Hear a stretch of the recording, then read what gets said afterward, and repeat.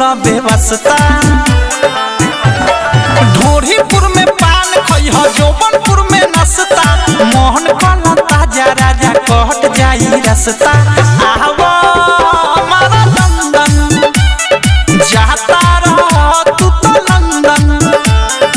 आवा हमारा लंदन जाता रह तू तो लंदन।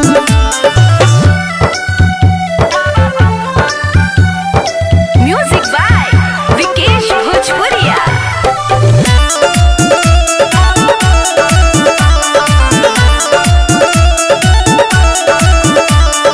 चोली बाजार में बोली ना बोली हो लहंगा नगर बा बीच में गलिया गली में मलिया सा पास बनोट घींचे में।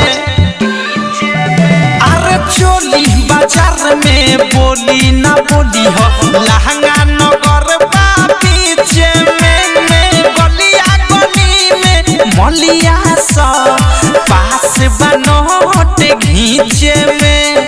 झूलापुर रसगुल्ला खइह सायापुर सब पापड़ी। महलपुर में मिश्री मिली सोट के खइह बाबरी। लालीपुर में घूमे सब छौरी खाली लाबरी। जाए के बेरी खालो होई जवानी के मुर्गा बहरी।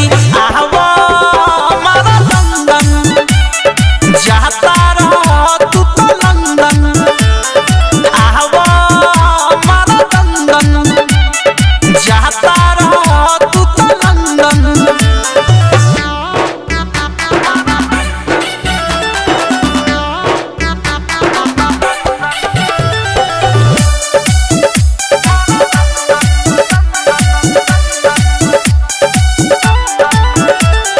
सारी नगर में या गाड़ी ना जइह कमर नगर ना तो छूट जाई।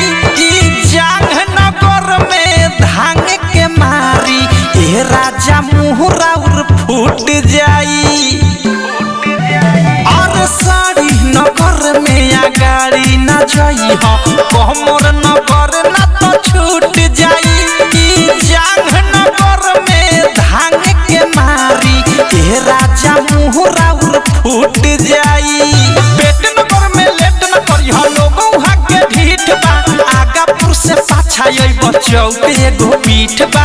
राइटर थारू अवधेश फरियाद जदी चीत बा। चुमा लेके देखई मिठाइयों से मीठ बा। आवा